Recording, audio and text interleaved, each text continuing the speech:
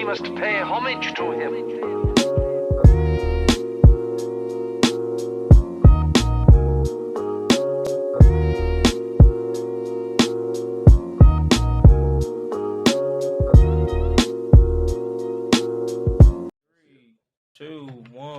Fake clap. Welcome to the AfroTaku podcast. Sorry, my camera keeps moving. Episode 57, the podcast where we talk about anime, manga, and everything else. I'm Mr. Good Guy, aka MGG, and I'm joined here by my co-host who will introduce himself starting right now. Hey, it's Flavor 5. What's going on? It's Jugger. What up? I am Gramps. Okay, all right, so let's go over to this next topic. Let's talk about the tournaments that we had last month. Favorite sports anime. I want to hear y'all niggas' opinions on what the fans had at the top of their list. Like, actually, that's a good question. What did they have for number one? Hajime no Ippo. One? And niggas roll for that shit hard, bro. And I could see it. I mean, like the history is there. I don't know much about the anime. I checked it out like a long time ago, but it's one of those like long-standing classical just animes that just hits. You know what I mean? So, I mean, as far as it getting number one, I understand it. Is it my number one? No, but it's like I can't really dog anybody looking at the list calling Hajime no Ippo their favorite. I mean, I know that I personally never watched Hajime no Ippo, so I'm like, okay, I guess. But you know, I can't see there being a whole lot of variety, given how long the show has been going on. I can't see a whole lot of variety with all of the different fights that he has. Like, for example, when we're looking at Kuroko basketball or whatever, you're seeing all of these different options that niggas can have as their quote-unquote superpowers when they're doing all these crazy basketball moves. You can have somebody with a crazy jump shot. You can have niggas with crazy dribbles and all of that. And this fucking boxing anime / manga, nigga, you just throwing different types of punches or whatever and fucking slips and everything. So I'm like, okay, so the next nigga is just going to be an even stronger person that you got to knock out and throw probably even more punches? That's just my guess. I don't know. It's probably something that's a lot more lit when it actually comes to watching it. So I've watched Hajime no Ippo. I haven't watched it to completion, which I'm pretty sure there'll be people that are like, well, you didn't watch it to the end, so you don't get tired. Man, whack. I don't know, hey, Jugga be a nice... I ain't gonna be nice there because I just gotta tell y'all opinion. Garbo, bro. No way. There's no way. Like, the only way you're picking Hajime no Ippo as the top out of all of these is if you was just like, bro, Hajime no Ippo the only one I watched. Which is what I believe has to be the case, is that the majority of niggas are still asleep on sports anime, which y'all need to wake up. Really? But maybe you seen Hajime no Ippo because obviously I haven't been watching Adult Swim recently, but when I was a kid, I think the only of these that came on Adult Swim was Hajime no Ippo. The only way you was watching Ice Shield is if you went to the damn, what do we used to call those? Like a Blockbuster, a movie store? Mm-hmm. That was the only way you were going to find those. I ain't gonna lie. I've never seen Hajime no Ippo on TV a single time. I think this one was on. If it was, I actually forgot too. But I thought Prince of Tennis used to come on Toonami way back when. Used to come on. You're right. That I do remember. But yeah, the rest of these, I don't think so.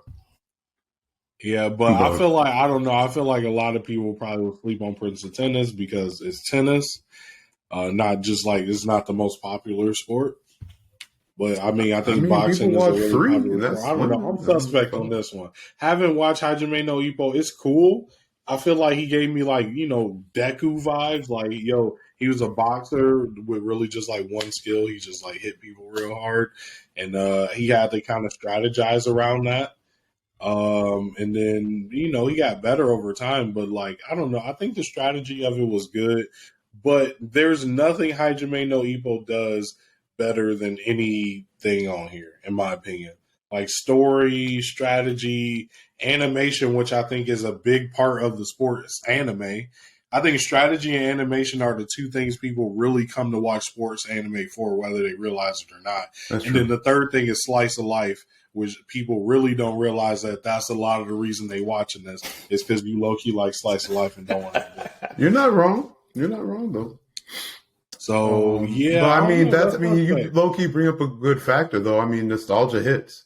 I mean, that's another factor that just hits people where it hits people, right? Like certain titles, like you can literally have no reasoning behind it, but certain titles in your head, you will subconsciously defend with all your might, like period. And for Hajime no Ippo, as far as like, again, like how old it is and like where it hits as far as like probably some people's first 10 anime, whatever, it hits the origins. So when you see that title in the tournament, people show out, and we saw that they did. So I mean, like, fuck. Yeah. But I'll say at the very least, though, just based on looking at the first, second, and third place with the audience compared to us, their number 2 and 3 is our number 1 and 2. So it's like they basically had the same order of what we had for our top 3, except they had Hajime no Ippo in the number 1 spot to kind of shift it over. So I'm like, okay. What do we put for number 1 again? So we had Kuroko no Basketball for number 1. We had Haikyuu for number 2, and we had Hinamaru no Sumo for number 3. And they had the audience had Hajime no Ippo number 1, Kuroko no Basket number 2, and then Haikyuu for number 3. I mean, that's interesting, bro. Like, I'm just like, I think honestly, I'm gonna say this right now. Now I say it a lot. People might think it's a joke, but people really are sleeping on Yuri on Ice. It's the best animated show on this list. I'm gonna throw that out there. Okay, we're gonna have to make a poll to see how many niggas are actually watching it. We're gonna have to make a poll that says, "Yeah, I'm still watching it. It's lit," and another option that says, "Never seen it," and then another option that says, "Yeah, I saw it, but it's trash." Because I wonder if it's just your opinion. If you go mess around and have to get this Move Goofy of the Year nomination. Ooh, thanks! You just got yourself a free card. Episode, bro. Watch half an episode, and if at the end of the half of the first episode you don't tell me this isn't the best animated sports anime, I think you drunk. I think it's. I mean, I guess my issue ice skating. If this was a basketball anime like this, Nick, it'd be goated, bro. But at the same time, it's not though. Like that's the biggest point, bro. Like I hear you. Like I'm not even trying to say you false, but I mean, like, fuck. This reminds me of effing Demon Slayer, right? Demon Slayer is a pretty as fuck anime. Like you cannot call that animation trash for any reason. Yet, as a podcast, we came to a consensus multiple times.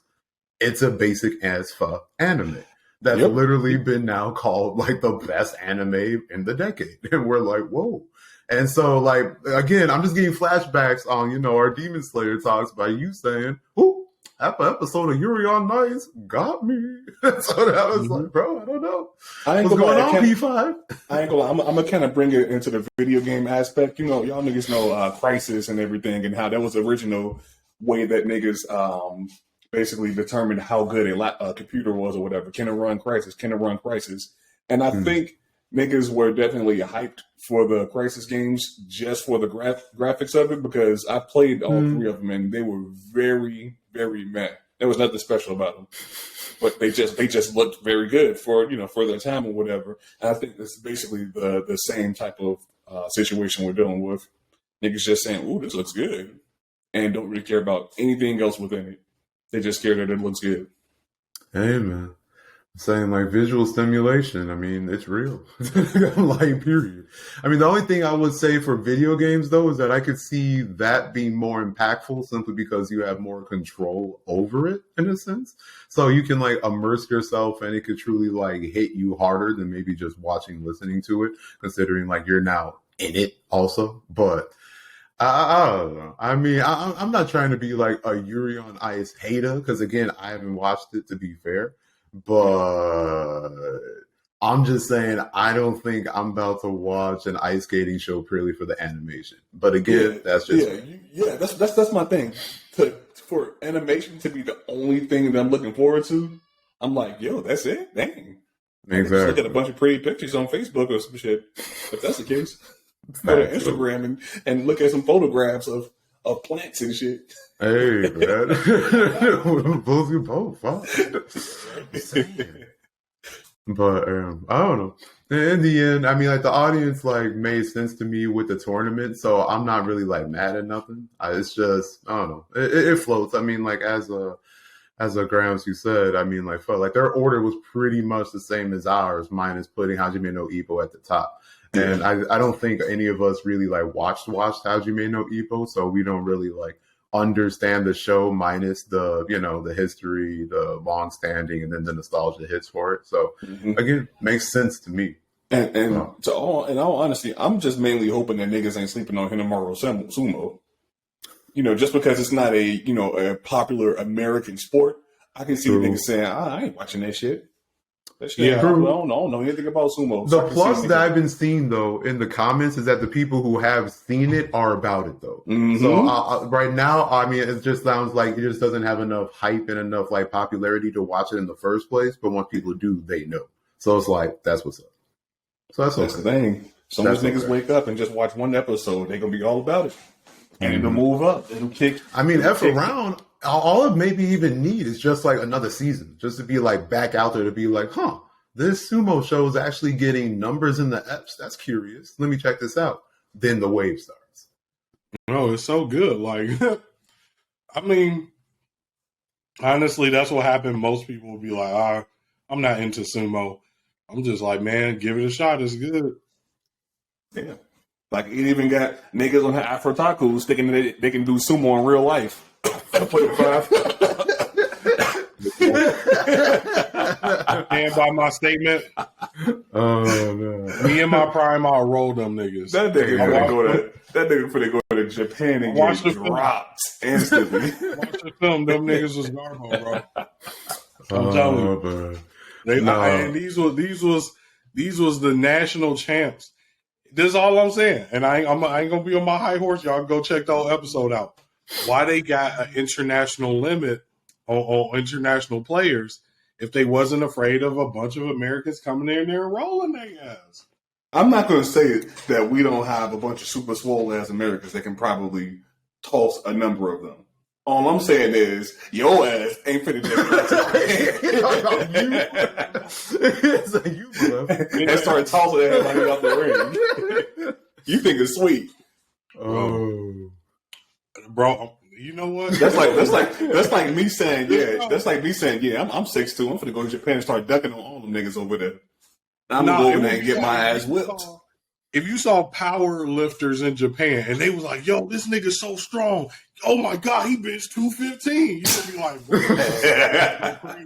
bro." That's all that's dirty. You know they can do some more than 215. That's fucked up. And they like, "Oh my god, this dude's so big," and I'm like, "Bro, it's really not that big." Like, I'm just saying, bro. I think I get money out there. I'm like, the only reason I want you to do it is because like there's gonna be a homie leapfrog there, and he gonna be the one to get you. Gonna be like, that's it. Bro. I know better. I watch my anime. I see somebody get down there. All right, actually, time out. He ain't about to embarrass me, bro. He literally just gone. Like, nigga said, I quit. What? He's not embarrassing me. He on your back, putting you in a chokehold out of nowhere. You wake up, huh? Michael? Oh, fuck. That'd be weird. Not getting me. But craziness. All right, let's get into this next segment. Let's talk about our favorite and worst anime / manga endings. It's gonna be a real one. So I'm gonna go ahead and start. All right, go ahead. I'm gonna start with Toriko. This was one of my favorites / worst endings. I'll say it's one of my favorites because throughout the whole ending of it, I was on the edge of my seat. Every chapter I feel like was straight hype. We created a whole new freaking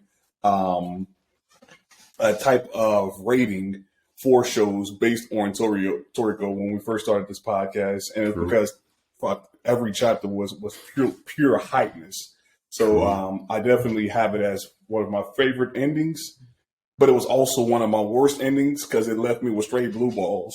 True. Because I knew that there was so much more that they could have gotten into, but since it was rushed, they had to skip over a lot of stuff and they had to basically nip it in the bud right then and there. I was like, fuck, man. Come on, man. Give us more. Give us more. They just said, yeah, we could explore all of this shit and deal with all of these, much stronger and larger objects throughout the rest of the universe.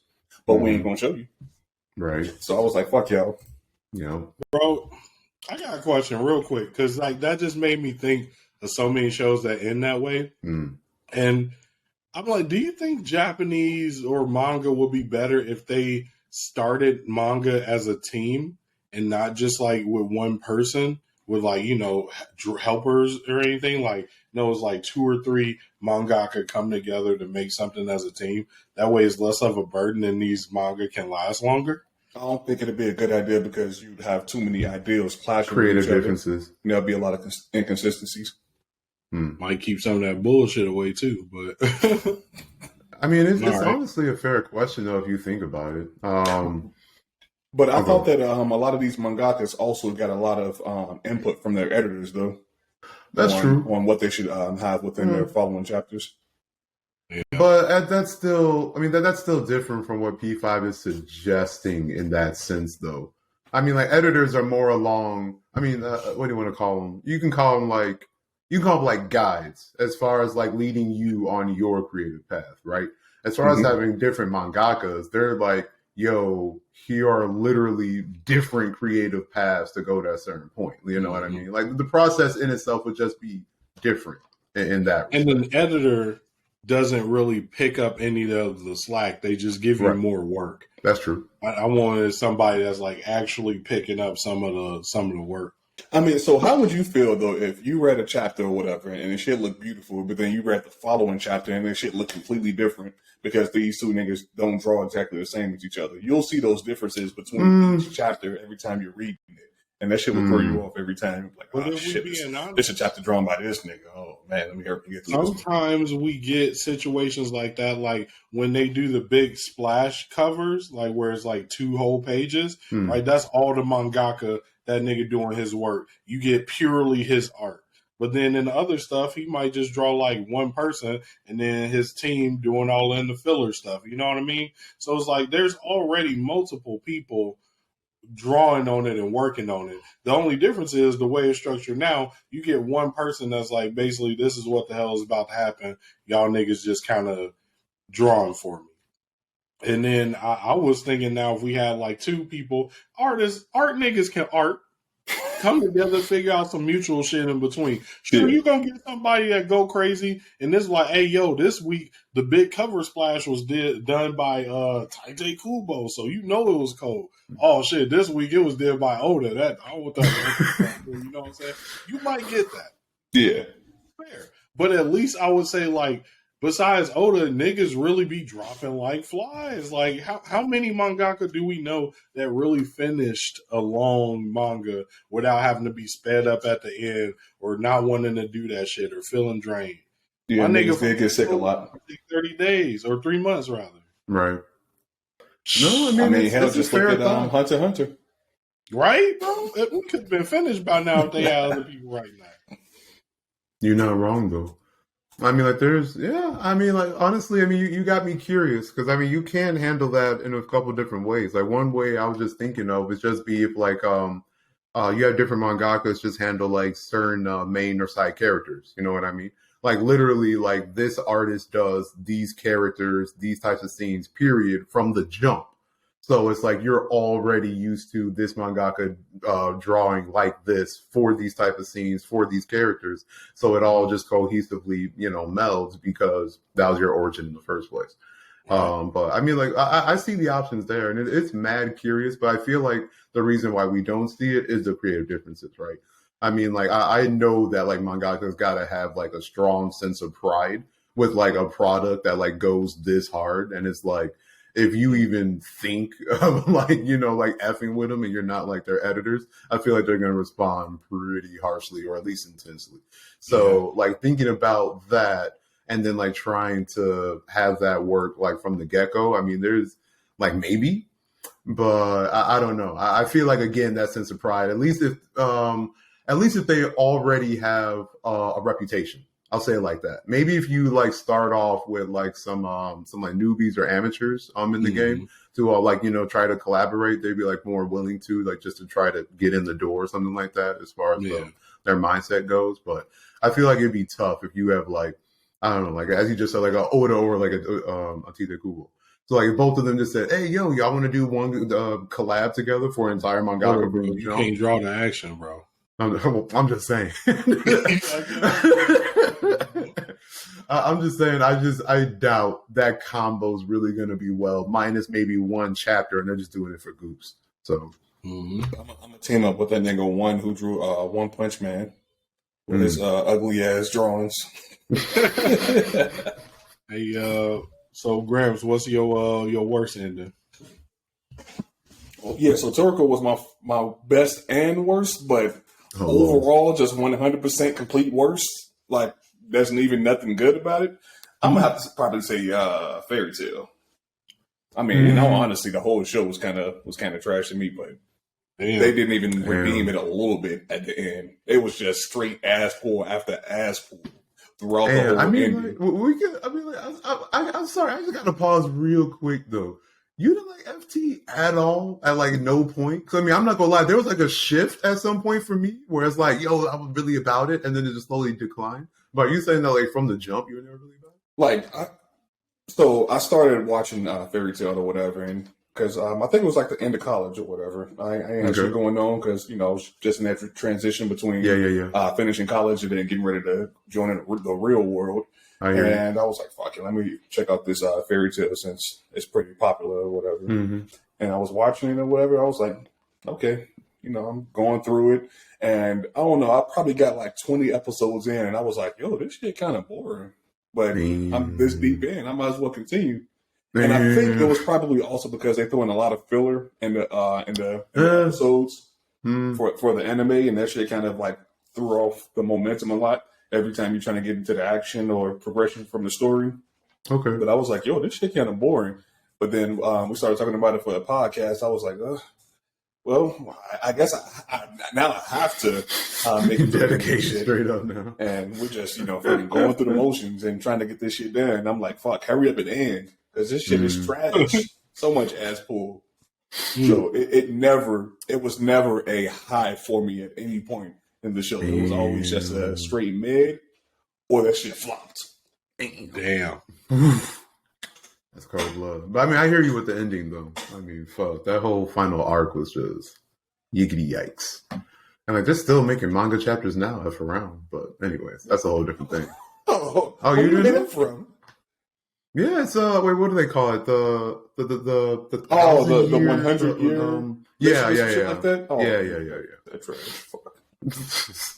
Ew. I ain't even bothered. They niggas say ew. Right? I know you couldn't get me to watch that. No. So I'll go into my favorite. My favorite ending has to be. I mean, okay. My real favorite endings are my endings of the rom-coms, where the we saw that coming. It's all right. Yep.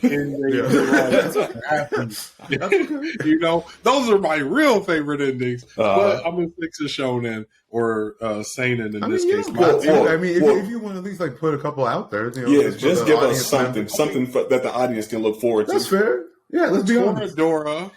Okay. Obviously, that works. I really like it. I mean, the ending left me wanting more, but I was okay. True. I would say recently, My Dress Up Darling, so good. It might take the place of my favorite romantic comedy. So good. That definitely sounds like some My Little Pony shit. Just the title itself sounds like.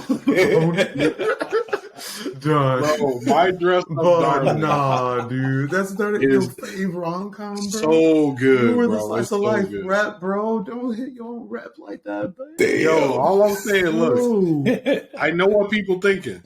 They go like, oh, okay, I heard there's like some etchy in it, or some fan service. So it's gonna be whack. But trust me when I say this, bro. They got a little fan service in it, but it's not annoying like how it be. It's like, okay, he's a teenage boy. I would see this amount. Like it's not over the top. It's usually quick and just kind of funny. But for the most part, the story itself, fire, nigga. And it's about like basically a cosplayer, and then this guy that like makes like little Hina dolls. Except since he can sew, he starts making cosplay for fire. But I'm gonna move forward. If you ain't watched it, watch it. Shit, cold. I mean, bro, I watched it. I got nothing against it, but you watched the whole thing. I watched the whole thing. You ain't like you it? put me on. Again, like I don't think it was bad, and I do like the flip as far as the like her falling in love with him and being open about it, at least in her head. That aspect I actually did like. Spoiler alert? Is that a spoiler alert? No, I mean yes and no. I mean she comes to her feelings pretty quickly, so I mean it's not like a super spoiler like that. I'm like if you watch it, you'll know what I mean. But my whole point is that as far as like getting the hype right now, I feel like that's a little too much. Like it's nice, but now to be one of your favorite rom-coms from like Mr. Rom-Com, I think that's a big claim. It's getting up there. Is all I'm saying. I didn't say it was there yet. I said it's getting up there. That's it. Okay. But damn, that's surprising. But please finish. Go ahead. Yeah. But I'll give my favorite to Attack on Titan. I tell this to anybody that'll listen. I think Attack on Titan is the most complete anime. It's not my favorite. It probably won't even be your favorite, but it's the most complete. From beginning to end, it's fucking solid. There's never a point where I'm like, damn, can they turn this shit off? Like, but it's also not enough for it to be like my favorite, just really solid ending. Liked it. Some people might not, but I fucked with it. My worst is tied. It goes to 2. They both hurt me in the same way, but in different capacities. Burn the Witch and The Promised Neverland. Oh, I thought you were gonna say Bleach. Oh shit! Hold on. See now. It would have been Bleach. Bleach would have tied, but this is why Burn the Witch hurt worse, right? So Bleach hurt me. Okay, because it had a shitty ending and actually had a shitty series. Let me say that, not the ending. The middle of the series and on just was shitty. And I was like, you know what? I ain't fucking with this nigga Kubo no more. Then he made Burn the Witch, and I was like, you know what? Bro, that Toxic X, bro. Fuck with this nigga Kubo one more time, bro. And I'm like, bro, Burn the Witch fire. I'm like, fuck it. Fuck how Kubo was beating on me back when I was a kid. Burn the Witch fire. I love him. I was writing. I'm like, this shit the next GOAT. I'm when the next episode come out. They Kubo like never. Only 3 episodes, bro. So I'm gonna tell you what you are the equivalent of. So you were in a very toxic relationship with somebody. They were beating your ass, coming home drunk, slapping the shit out of you on a regular basis. Until eventually you got to the point where you were like, you know what? I'm tired of this shit. My homie's been telling me about your ass. I'm leaving. You left. A couple weeks go by. You run into that same motherfucker at this random bar. One phone call. Hit me with the big head. Let me slide through one more time just to see what's up. One more chance. You slide in. You knock them ankles loose. You like, yo, we might be able to make this work. A couple days later, you run into it again or whatever, and then you get ghosted. Like, yo, ghosted. I thought we had something going on. I thought we were fixing shit, get everything together. Ghosted your ass, and you pregnant. I'm like, that's what happened to you. I can't fuck with that nigga Kubo. And so when they was like, oh yeah, the new Bleach coming out, nope. You're not getting me 3 times, my boy. So that's why Burn the Witch is up there with one of my worst endings, because that built off of Bleach to disrespect me. You're right. Promised Neverland, y'all saw the transition. Y'all was here when I first picked up Promised Neverland. Off the first season or the first couple chapters, I was convinced, I was praising to the world that this is the greatest anime that there ever will or could be. Promised Neverland is the GOAT. I was trying to put everybody onto it. And that shit turned so fast and so hard, bro. It became so bad that I couldn't even continue reading it. I had to wait until y'all finished it. It was like, all right, so what happened? And then it ended lame as hell. Like, bro, Promised Neverland. Mm-hmm. What a disappointment. I've never been disappointed more in my life. But this helps me because I always had a fear of like, man, what if I raise my kid and they like a disappointment to me? But I can never be disappointed than Promised Neverland. I just like, it's all right, kid. At least you ain't Promised Neverland me. You know what I'm saying? So you saying that if your kid was doing all this great shit in the world, curing cancer, out here just, fucking basketball star, fucking doing everything, doing everything right, and then they hit the age 30, they turn into Hitler. You gonna still be like, you know what? Hey, he in the history books or something. Demon Slayer ain't, or Promised Neverland ain't in the history books for shit. I'm like, that's the equivalent to your kid becomes a doctor, Stephen Strange level, famous doctor, you know what I'm saying, winning awards. And then within a year, they life devolves so bad, you see them on the red line asking for if you want to buy a loose square. Not the red line. But loose squares, niggas don't know about the red line, bro. That's how hard to drop. You see on 95th Street. Yeah, selling loose squares on the red line. Wow. No. Wow. For the folks that don't know, that's a Chicago reference. You don't want to ride the red line to the south side. Nope. You don't want to ride that motherfucker to the north side either. You don't want to be on the red line if you ain't got to. They're cleaning up a few stops, but yeah, I was saying that's some stops you can get on. You can go to Wrigley. If the person that is the person I'm talking about on the red line, they be on that motherfucker nonstop, peeing in the corner. You talking about the homeless person? I know exactly what you're talking about. Having a whole car stinking. I know exactly what you're talking about. The last time I got on the red line, for real, and I was trying to stay off of it. The last time I got on the red line, a homeless man was trying to get a girl to give him some head in the middle of the train. And then when she was obviously upset, like, yo, fuck you, bum nigga, he was like, bro, point yo nigga out. I'll whoop his ass and pee on him.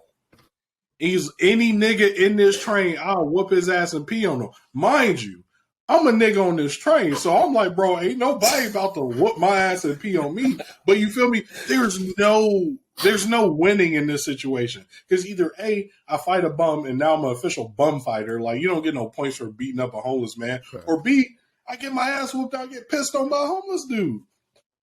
There's no killing your ass. Right? I was just like, bro, get me off this fucking train, bro. Like, that's all I could think. Jesus Christ, bro. God damn. Damn, I'm just wondering what would happen if she would have pointed at you, though. Did she point at him? Yo! You know what's crazy? So she ended up getting off the train. She waited until I stopped to get off, which I was like, bro, I wouldn't have been arguing with no homeless man that long. But she did. Power to her. And her man was actually on the train with her. And at first, I was like, damn, you was going to let dude talk to your girl like that? But at the same time, I'm like, bro, I just told my girl, like, I'm not fighting no homeless dude today, bro. Like, that's not about to happen. So you need to stop talking. We need to leave because I'm not fighting this man right now. Damn. What are you doing that? Did he say anything though? I mean, that's what I'm curious about though. I mean, I'm still surprised he didn't say nothing. That's what I'm surprised. He didn't say shit. Because he was gonna have to throw hands. I'm just thinking about the case where, let's say if you ain't even punched him, you just walked up to him, put him in a headlock, and put the nigga to sleep. Now you got this, all his stink, all over you. You really do. You smell like straight disgust for the rest of the day, and you probably got to burn your clothes. Probably. Yeah, bro, like your day is ruined if you fight this man. And your girl ain't kissing you because you smell like bum. You got bum. That man was wearing Timbs with no socks in them. He took them off and his feet was ashy as hell, bro. Like, he definitely did not take no shower in recent memory, bro. Like, damn. I'd have been sorry. And I know there's a lot of people on here that'll probably be like, no, you got to defend your girl. I can't do it. I am not fighting dude for you. We could just leave. Let's just leave. gonna tell you right now, if you have a daughter, you gonna say some shit. If you end up having a daughter, that shit is gonna change you, my nigga. If I can get out of that situation, bro, I'm getting out of the situation. So Grams, you telling me if you know you could just pick your daughter up and leave, you would choose to fight this smelly homeless man, risking losing and getting peed on, mind you. You could just leave. I mean, we're just gonna go to the next car, ain't we? Yeah, that's what I'm saying. You could do. They refused. But they didn't do it. They sat there engaging with this nigga for like 5 stops. Damn. Oh shit. Yeah, that's a like, minimum let's 10, leave, 15 bro. minutes. I'm not fighting Buddy right now. Now, if he follows me, all right, that's a different story. True. But I'm definitely like, nah, I'm just leaving. Okay. That was a side tangent. That was a huge side tangent. Go name this episode Redline. Imagine if the bum that was doing that used to be a surgeon. That's how hard Promise Neverland fell off. Bring it back. I forgot that color came from Promise Neverland. I forgot we were actually talking about Promise Neverland. That's how Promise Neverland hurt. That'll serve us today's story time. Yeah, right? All right, Jacob, what's your favorite and what's your worst? But no, I mean, P5 definitely stole my words. I was definitely going to mention Promise Neverland here. As far as best,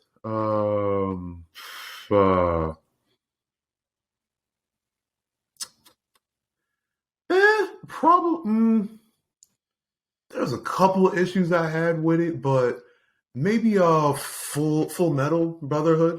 As far as at least like most anime endings, at least that I've been familiar with, they've still left you with either like BS endings as far as to answers to questions that they've been hanging for a while, or just like the action sequence just wasn't hot enough for a true finale. But Brotherhood at least answered all of my questions, and the final, few episodes and like the fight scenes and the final fight scene with it, I think it encapsulated and ended the series overall pretty well. So if anything, Brotherhood is definitely up there. As far as like what I'm thinking of right now. I'm sorry, I can't even remember exactly what happened at the end of it. I just remember that the nigga Ed was fighting somebody throwing hands. Well, I mean, that was definitely like the powers of the father or some shit, and he was throwing hands with him. Is that what happened? Right. I mean, like that's like, I think that's either the last episode or next to the last episode. But I just meant like, I guess overall the ending of the series, like maybe those final 5, 6 episodes, and like all the fights that were in said episodes, the characters, why each character was fighting certain villains. Like Mustang v Envy. I really like the ending of that fight. I think the ending was also when Wrath went in. I cannot think of his name. Why can't I think of his name? Like, but Buddy with the swords, who cut up a tank. I know. Crazy. But anyways, I mean, like my point is that like him just like going off, that was like part of the finale, which was like one of the most like berserker anime scenes, at least I would call it. That was mad dope. Like the fight between him and I cannot think of names. Gray? Jesus Christ, gray hair. Y'all know him. Scar. His name's Scar. Mm-hmm. Oh yeah. Okay. Like that fight, mad decent. I don't know, like just overall, like the ending though, like all those fights, how like the story ended and such. I think that was maybe a little grandstanding, but at least we got like history there. So like the whole series was just, I guess like the whole story, like the whole anime of Brotherhood just like actually plotted along really nice. And like it just ended all of that really nice too. So Brotherhood's definitely up there for me, at least for endings.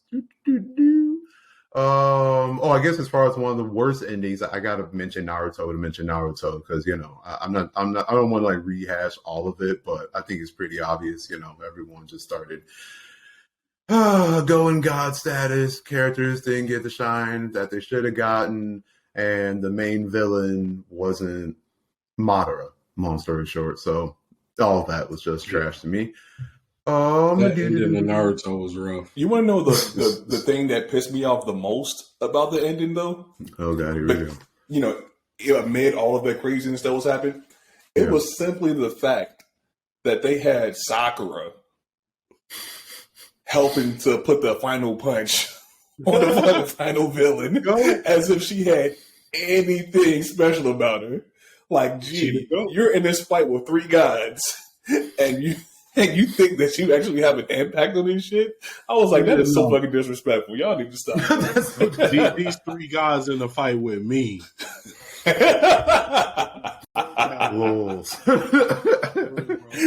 That is probably what she told her kids too. The most disrespectful thing about the Naruto ending to me is developed over the years. I used to hate exactly what y'all hated about it, what most people hate about it. But as I've gotten older, I found a new hate. And that new hate is young niggas get to binge all of Naruto. They just get to, boom, see it in one thing. Mm-hmm. So they didn't have to live with, like, the week-to-week disappointment. The slow buildup of this shit getting ass and ass and ass and ass. They just got to blow through it. So they like, oh, Naruto not that bad. It ended kind of cool. No, you're taking it out of context because it ended like some bullshit if you had to sit there for weeks and watch that shit slowly unfold. That's a fair point. So that's the context I want to put on it for people that say Naruto wasn't that bad. Did you watch it week to week like everybody else? Or did you get to binge it? Oh, you also got to admit that they were probably watching purely anime for it instead of following through the manga. So they were probably also absorbed by the animations and all of that. Niggas throwing hands and probably watching that same Madara fight like 20 times in a row against everybody in the world. So you could argue that's after the Madara fight. They was like, oh, that's all I need to see. Complete. Complete show.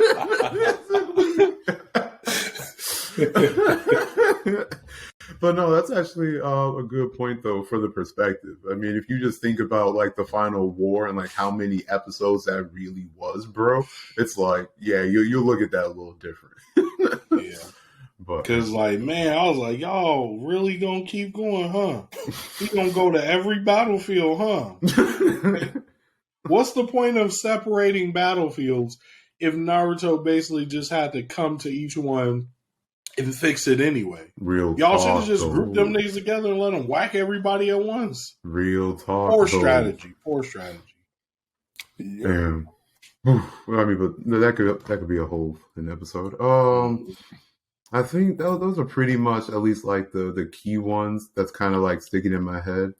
Actually, the honorable mention. I mean, it's whatever because like most of the series is like pretty good. So I didn't want to say this, but the last, what was it? Maybe 3 episodes? No, not really the episode. I guess really it's just really the ending. But Death Note, if we're being honest, how Buddy ends up getting caught and that final scheme was not satisfying to me. Yeah, like as far as like how to really put. I mean, I was thinking that's like kind of my perfect summary. Like, based on his intelligence that was shown throughout the entire show, how he got played would need to be almost on like a huge, maybe not huge, but at least multifaceted genius level or multiple people, high level intellect scheme to make this work.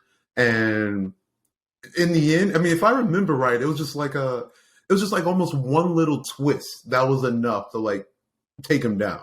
And I'm just like, really? Like, just like really this 1, 2, 3 combo that was enough, bro? I mean, like, you have countered so many plots against you throughout this series that taking you down was so lackluster and redonkulous. It was like, wow, bro. Like, you had outs. But yeah, it seemed I don't know. It seemed like they made him completely go out of character just so they can make him finally get caught at the very end of the show. That's what it seemed like to me. That was the only, at least that was like the logic that seemed like what they were doing, but I still think that took away way too much from for his character and just kind of I don't know, like I can't put this correctly right now into words, but it's like they pretty much said that he was a G, but he was steadily self-destructing to be trash, and then that's why he got taken down. And it's just like, come on, like even still. Like you would still, we would need to see that decline over, at least in my opinion, a longer scale enough to bring him down to a level for him to get got that easy. You're saying like, and I still didn't see that. Have to see him making like little mistakes here and there, right? Like I would need to see that progression because again, he was just too smart in my opinion. Like there's no way that it's just that easy. That one little, one little off day or something takes him out that easily, where he couldn't, no chance to bounce back, and that's why it just bugged me. Especially knowing how he always had like backup plans to his backup plans or whatever. Right. It's like he just went all in. He said, I ain't fuck it. I'm not gonna have a backup plan for this. I'm just going all in. Right. But that's my take on it. But again, like most of the series itself, like I want to say we don't even really see like, that final ending of him effing up in only like 2 or 3 episodes, if I'm remembering right. And it's just like, bro, this was like a 50 episode, series. So you're telling me 3 episodes was all it took to take down the mastermind of like the entire police department of like a country in a sense. So it's like, okay. But yep. But yeah, those are pretty much all the indies that I could think of that are significant enough for me to touch on. Yeah, that's definitely fair. That is definitely fair. Wanted to put a little bit of respect on a couple anime I've been watching. One, Rising of the Shield Hero Season 2 came out. Fact. I don't know if anybody watched that yet. That's facts. I definitely started sleeping on that. Oh, if you're asking, I've been keeping all about it. And no, honestly, I got to hop back up on that train. How about you, Joe? You take a look? No, it's long story short, I think there are 3 Fs deep so far, and it's decent. I'm not gonna lie, I was waiting for a bigger impact, but the one thing I will say though is that I am glad they started off with action. Like literally F1, they pretty much like jumped on it from the get-go. I'll definitely give them big ups for that. But the problem is like their villain that they're going up against, like, the big threat right now is not fitting for me. I'm finding it way too random unless they're trying to put some heavy significance on it later on. But right now it just seems like the action was there for only the action. And that's what's effing me up a little bit right now. But I'm still giving it, more of a chance because they just started. So I'm waiting for, pieces to come together. But so far it's like, I don't know, bro. Like I'm sticking with you, but I'm not really feeling the flow completely right now. Yeah. You know something? I will say that I feel like something is also missing. I feel like when I left, and it could just be like nostalgia or something. When I left Shield Hero, it felt like it was in like a really hype place. Like I was like, man, I wonder what's coming next. No, you're right. And then but now getting in, I don't really wonder what's coming next. I'm just like, it just feel like I'm watching a show. Exactly. And I don't really know. Maybe it's the time in between the seasons, or I'm not really sure. But I just feel like the transition, it didn't catch the wave that I was riding on for my expectation of Shield Hero. It's not bad. It's just like something off. I mean, it honestly feels like another show just based on how it ended on like the main storyline. Because like again, like as like what you said, in my opinion, is completely correct. I mean, I was feeling the exact same thing, which is why it's not hitting as hard right now. Like they should, like long story short, they should be touching more on the main story period right now, at least from the jump, and for you to tie in at least this big villain. But I mean, they literally said in F1 that the waves are now stopped. We got to literally divert ourselves from the main storyline to deal with this problem. So in that sense, it's like as soon as you like low key hear that, at least for me subconsciously, now that I'm talking about it, it's filler. You know what I mean? It's like as soon as they say that, it's like, oh, okay, so we're diverting ourselves from the main storyline. You're right. I feel like it's filler, bro. Like that's what I feel like. You're right. You hit the nail on the head. This shit got a filler feel to it. Right. And for the start of a second season on a strong wave like Rising the Shield Hero, it's just a mistake. Again, like it's just F3, so I'm being hopeful simply because of, it's like the nostalgia and like the pre-hype. And they did tie in a little bit with my homegirl, the Felonian Queen. I mean, as far as like her touches with the tortoise and stuff. So like they bring her back into it and say that, yo, because you handled this like this, it's about to get real. It's like, okay. I mean, they're still. I mean, the point is that they're still backtracking though. So it's like, you dipping, and now y'all got to recover. But y'all could have literally just started up like from the very get go. So it's a little sad to see, but I haven't given up hope as of yet. So man, how pissed would you be if a whole season was just filler? Like, that F me up with Roger the Shield Hero. That F me up a lot, bro. I mean, it was literally one of like the hottest. Kill it. Oh, go ahead. I was gonna say that might be enough to kill the show for me, because I liked it, but I ain't like it that much. If they gave me a whole season or even half a season worth of filler, I'm good. I'd probably drop it. Mm-hmm. Honestly, it's fair. It's sad, but it'd be fair as fuck. I mean, especially with, again, just how much like hype in the community was for this show. You know what I mean? Like this was supposed to be one of the hottest shows of 2022, period. And now it's like it's starting off like this. Like that's no good. I mean, like fuck, they're already. I mean, that's not to say for anybody out there that is not fun. It's just that I ain't feeling it. I don't know. Right. I mean, if anything, if this was like season 1 at 3, we'd be having a completely different conversation. The problem is that this is season 2. Right. But other things I've been watching, there's this anime, it's called Alderamin of the Sky. Oh, you're gonna have to spell that. Yeah. Alderamin of the Sky.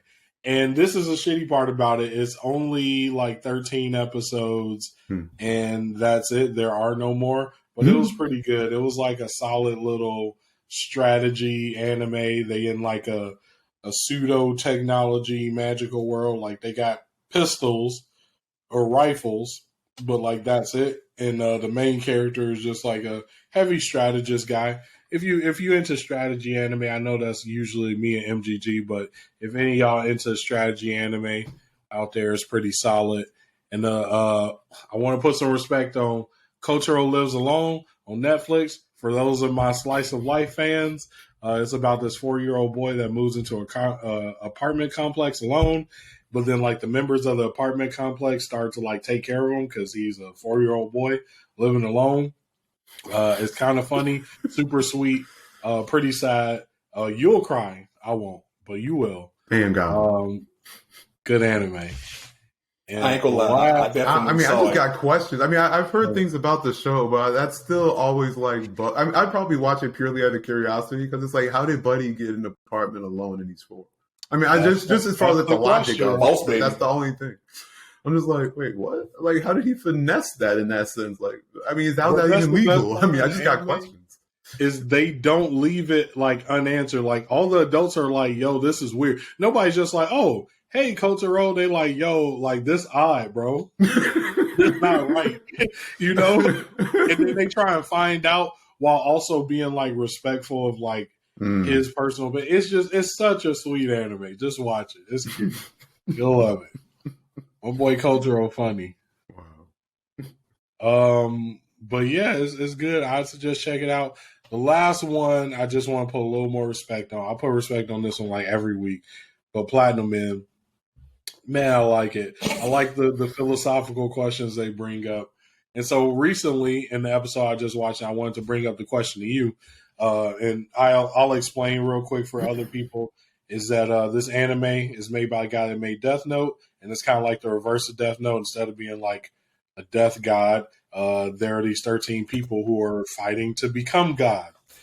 And so now that they pass like all the fighting and stuff, it's down to like 2 logical people. And then they like are basically like, hey, so what type of God should there be? Should God be somebody who is empathetic to people and can understand people's emotions really well?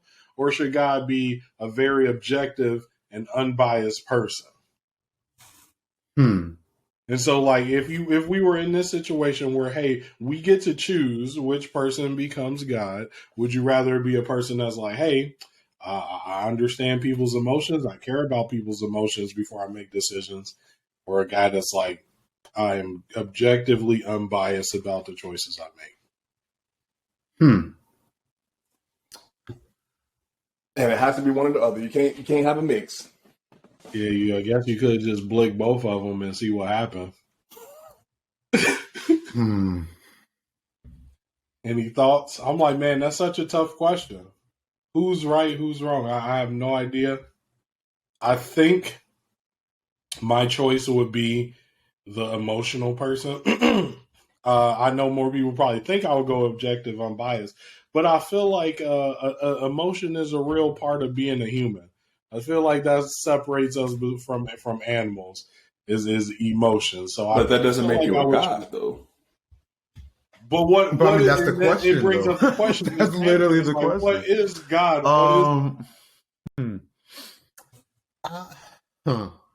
I guess it's like the way I would think about it is it's kind of like what in general I guess is God to you, because in my opinion, like how I like look at those two options is more or less like a human and a machine, right?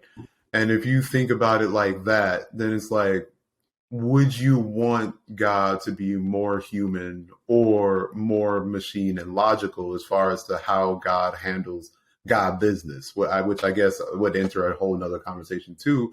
But like the points I'll make as far as why I'm mentioning that is because it's like, what do you actually see God deciding? And like, how is God like truly impacting the world as we know it, where the decision of being more human, or being more emotional or logical based would truly come into play.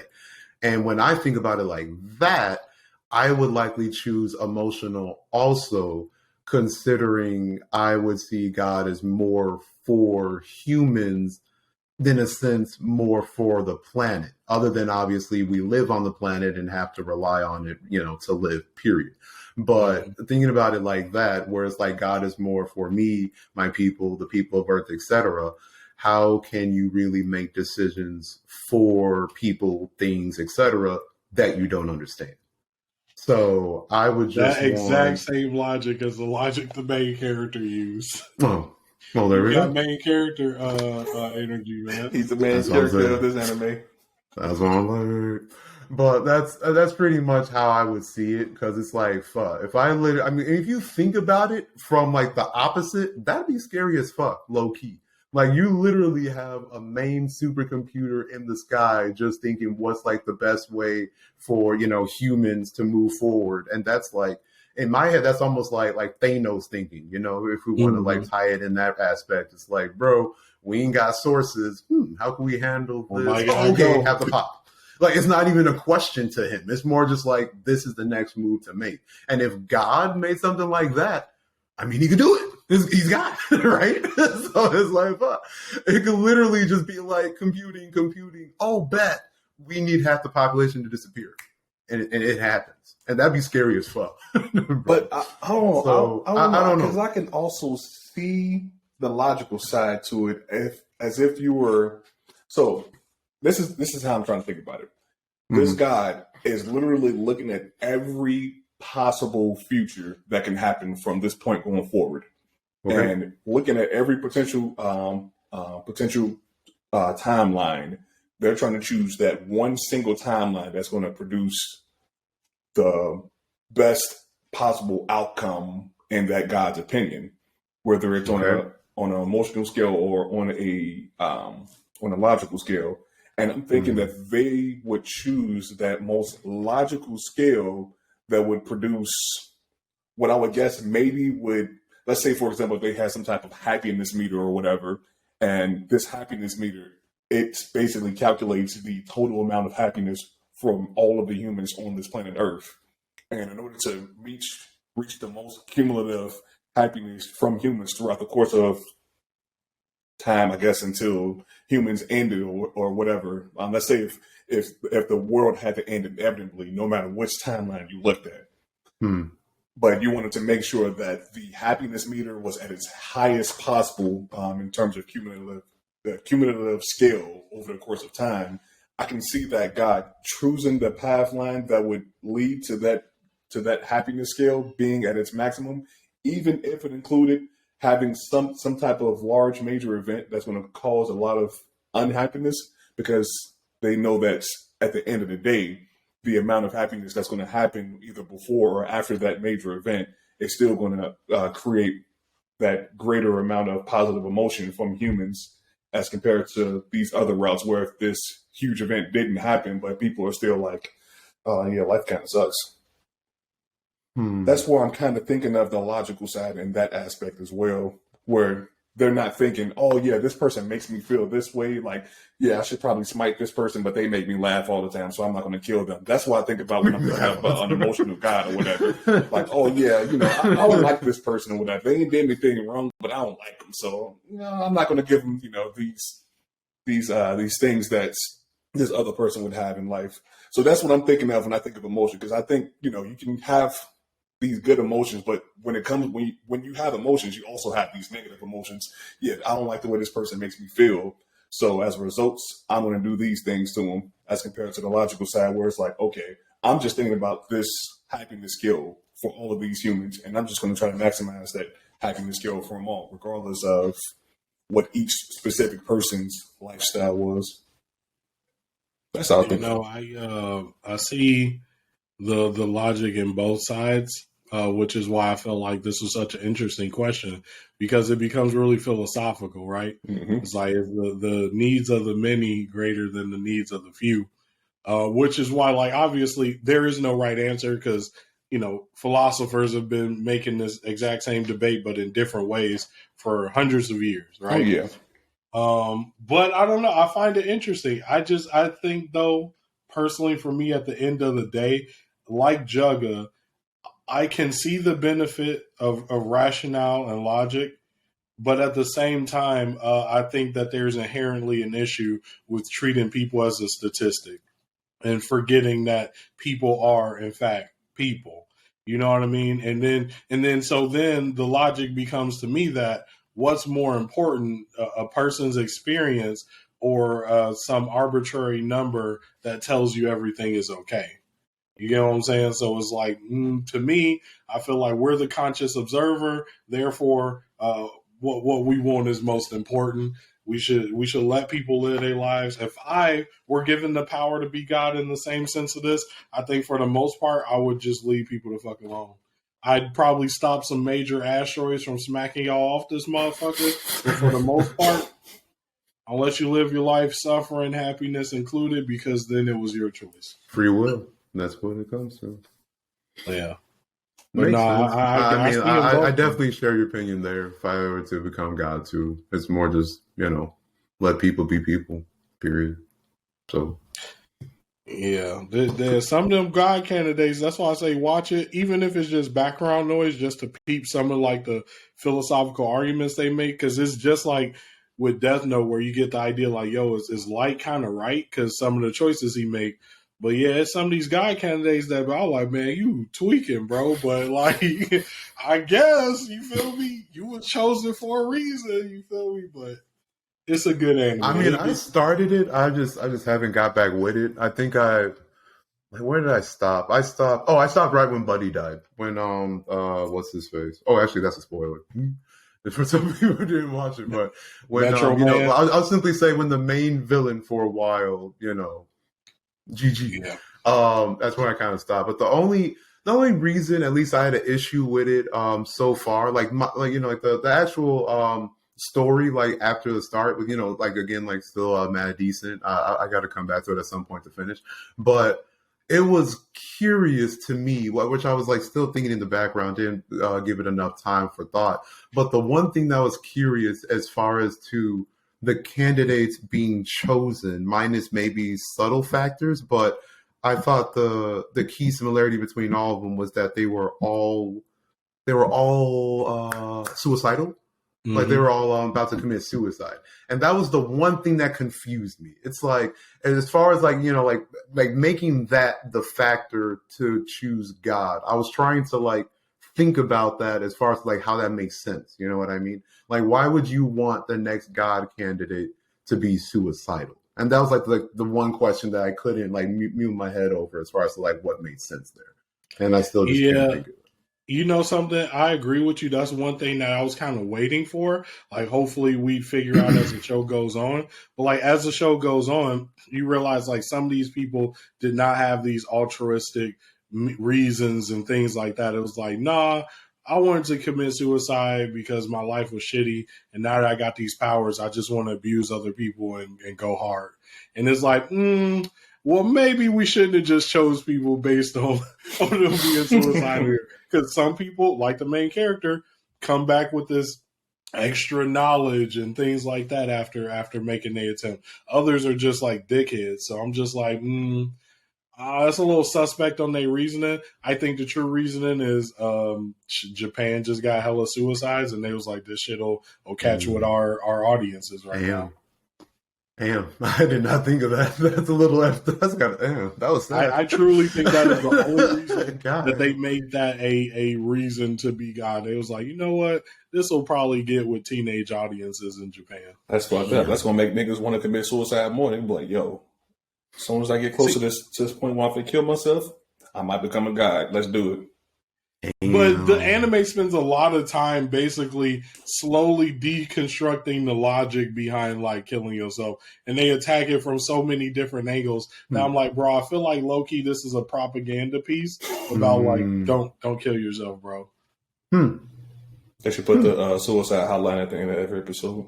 Right? They really should. Real talk, they kind of I mean, that honestly, yeah.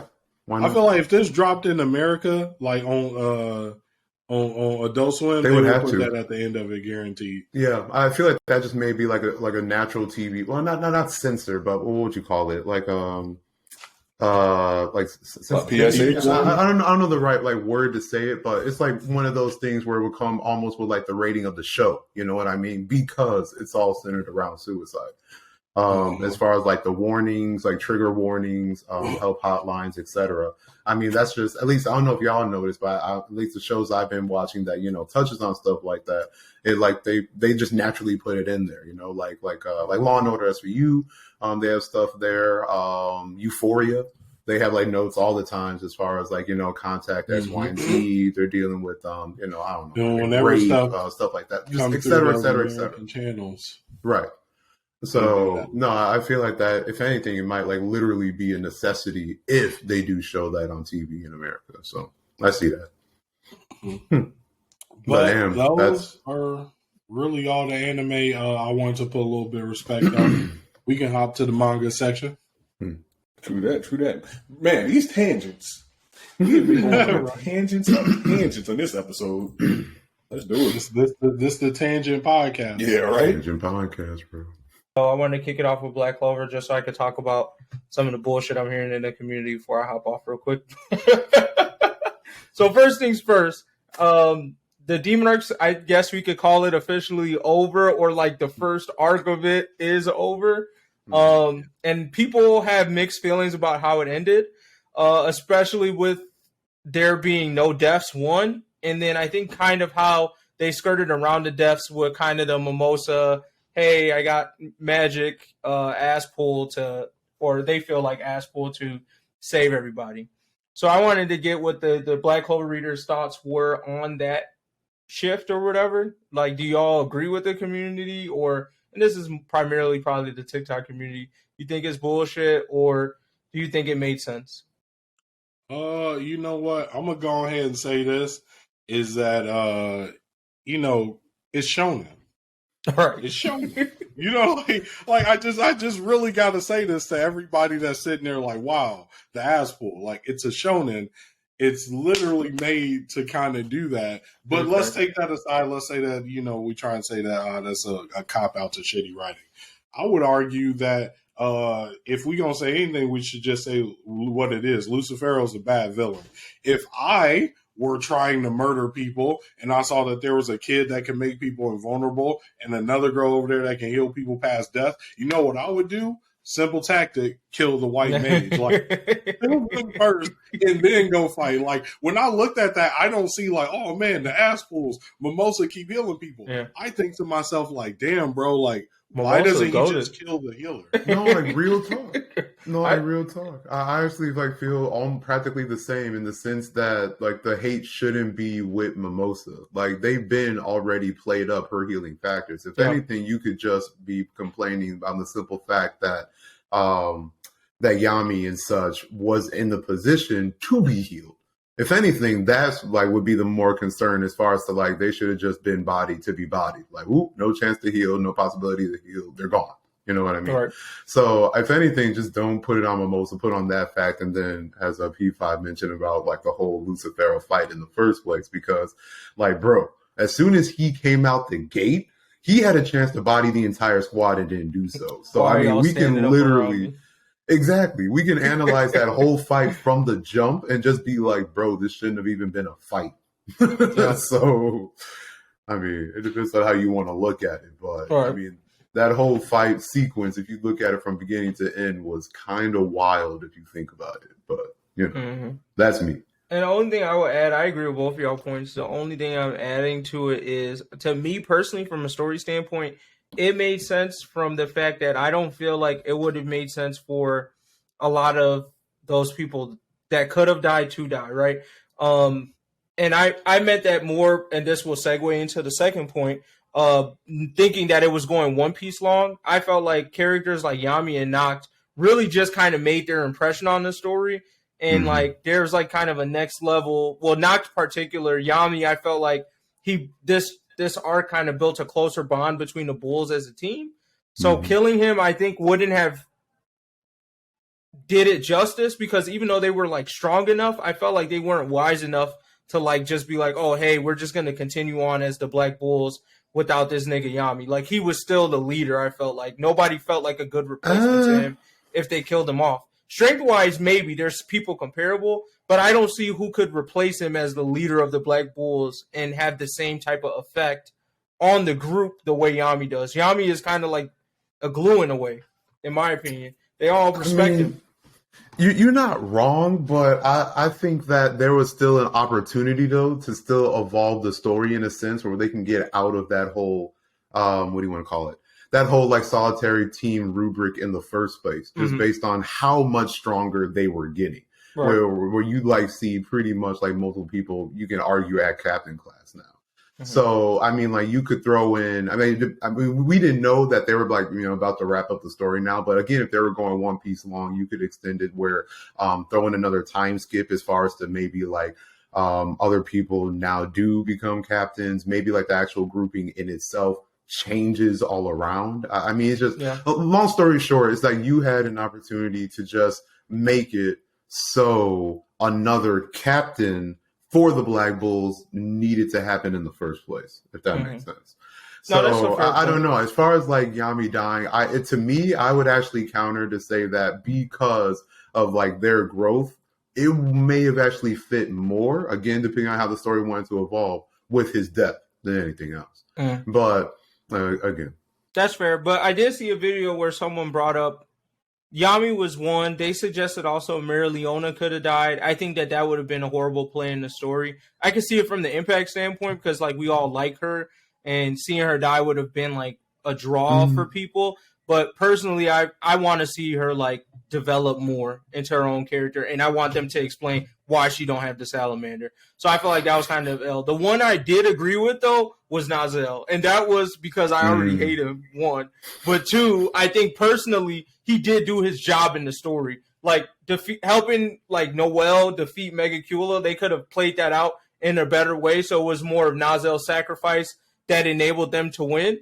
And I felt like that would have been a good bow around his character. Like, we don't care about his journey to be the Wizard King. I don't even think it's really a journey in comparison to what we've seen the other captains do. Right. I don't think he's really that up there. So I'm like, personally, the real journey was just this whole forgiveness with Noelle thing, which they could have closed out by killing him in that arc and just having her move on and basically become a better water mage because of it or some shit like that. So, true. You know, this is what I think. I think that he was probably originally writing the story to be One Piece long, but then said that shit dead. Right. Like, because like when you look at all the story beats you just brought up, all of it makes sense if we were to be getting like an in between Julius phase, where like, all right, just like with Naruto, you guys are the most powerful, but y'all not ready maturity. Like your maturity isn't there. Yeah. So then you get like an in between a Kakashi phase. Then I could see a point for Nozel existing, right? Yep. But like we said, since we're about to end this in one arc, he could have died. Right. Let's see, Marileona. No, that's over with. Whoever even suggested killing Marileona, get off of all social media. Stay off the internet. But you know who could have died? The people that like actually died, but then got like brought back. All those citizens. He could have died. Laura Pachica could have just died. Like, you know what I mean? Like, they could have killed some of them dudes off. That's fair. I hope, like, you know, the Dark Triad, I hope they just, like, stay dead, you know? Yep. I mean, with the last arc, if they bring him back, that was y'all wanted to die. Right. All right, and then the last part with the Black Clover is just basically the announcement that Tabata's taking a hiatus and we're about to enter the last arc. I mean, I got some thoughts about the whole twist or whatever, but I don't have time to go into them. But that part I did want to talk about, which is how do y'all feel about this being the last arc? And then does it scare you? Because it does scare me, because I feel like there's a lot of world building points we haven't explored, and I don't really know how long he's going to take the final arc. But I'm like, I mean, we got to touch on Charmy's dwarf thing. Like, there's a whole bunch of races he's kind of seasoned in. I feel like those might end up on this like unsatisfactory note at the end of it, where it's like, we talked about it, but you didn't really give us much there. Yeah.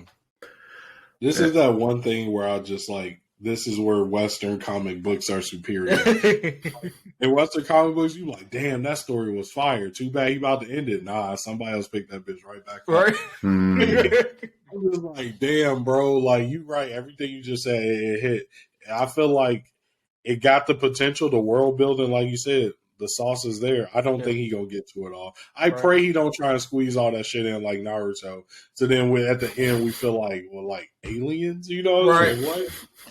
I'm like, just bro, if you out the game, just don't ruin your shit at the end. Like 99% of all shonen. I'm telling you.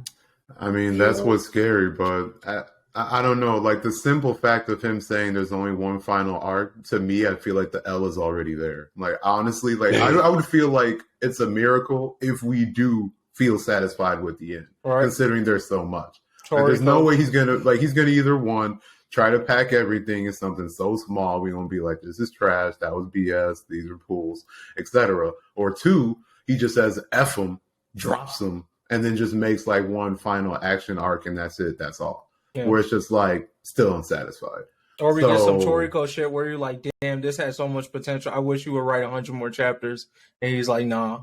That's it. Exactly. Hey, you know, real quick, I want to say one last thing about Black Clover before you dip and leave. On Julius, bro. All I gotta say is check the Carfax. 2-3 years ago, when Julius first got killed by Patrick, I said that shit's suspect, bro.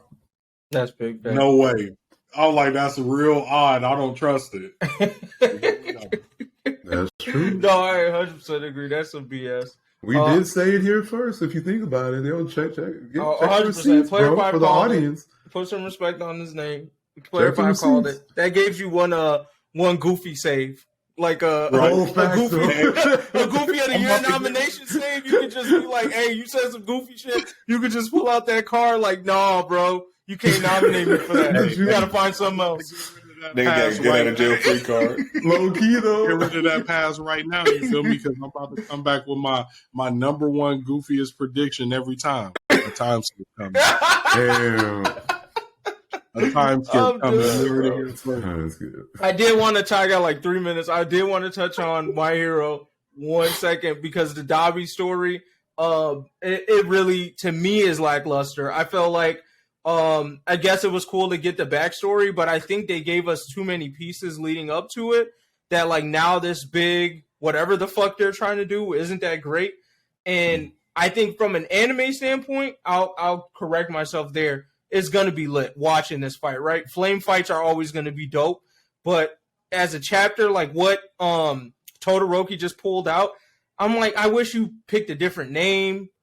Like, I get the phosphorus thing, but like, I just wish it wasn't Flash Fire Fist, because he was saying like, oh, I did all this work and created this totally unique move, but you kind of still borrowed the naming convention of all these other moves, and I was just like, you kind of ruined the whole spectacularness of it all by doing that. So I was disappointed in how this fight is going. I don't hate it, but like, I didn't did Todoroki get a superhero name? Like, I just felt like it would have been more monumental for him as a hero with this, especially this last chapter. I thought I was going to be like, oh, hey, here's my superhero name now. Here's my suit. Like, now I'm in this shit for real. But I kind of was just like, well, Dabi, next time we fuck you up, just direct your anger at us and not everybody else. I'm like, sure. Okay. That was the lesson learned from all this.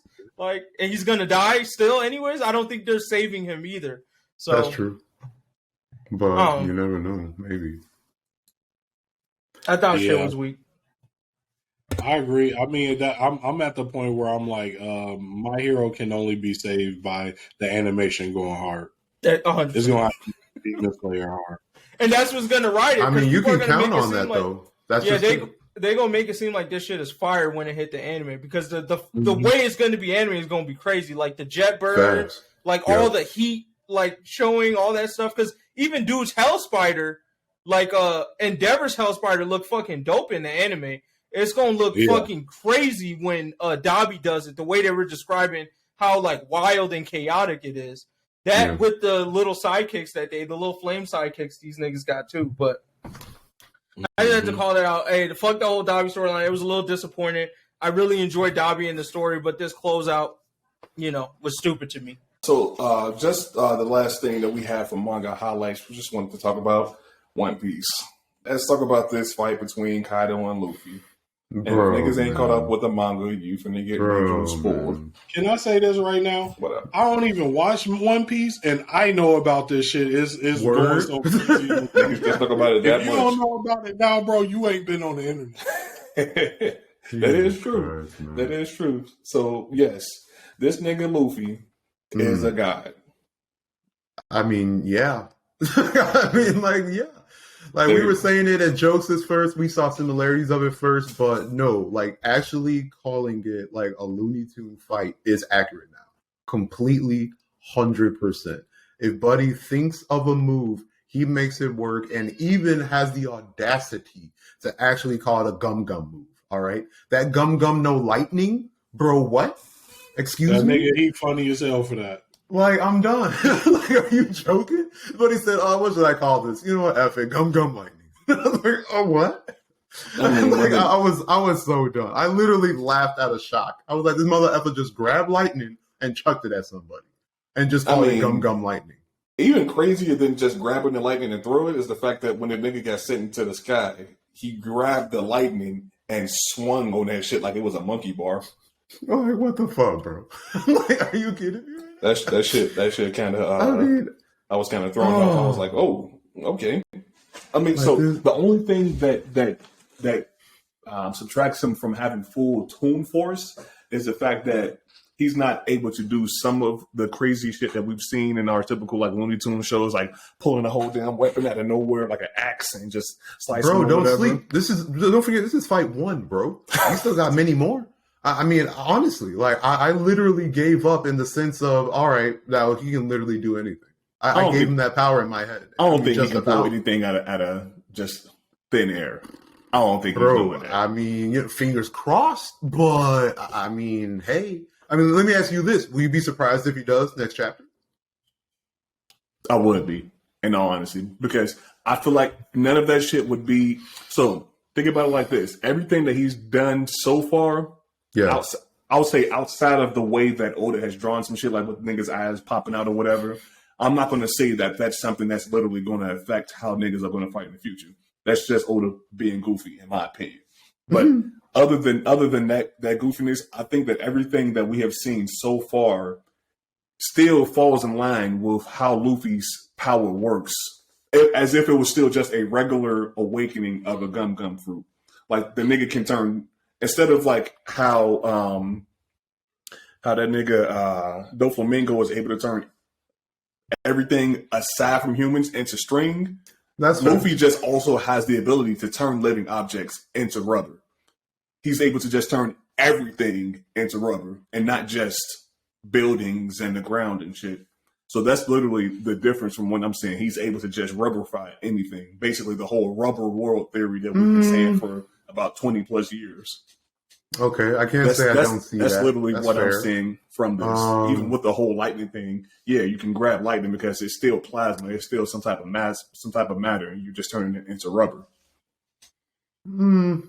If Big Mom can put her souls into shit and turning them into her homies, I can see Luffy doing a rubberification of those same objects, essentially. Wait, another question. What's up? Another side tangent. I was having this discussion with MGG and a couple other people. I wonder, so what level of the world do we think Luffy's rubberification goes to? And I thought about this because I thought about Naruto versus Luffy, right? And if Naruto were to do a Wind Rasengan, which like attacks at like the atomic level, does Luffy have the power to control like the world at that level? Could he be like, nah, my atom's rubber, bro? Like, I don't think so, because homie can still get cut. Like they still saw him like taking damage from at least cutting. Like elemental like types of moves / even like physical like sharp objects. So I mean like Buddy can still get hurt. Mm-hmm. So in my opinion, that alone should like give validation to the effectiveness of like the Rasen Shuriken.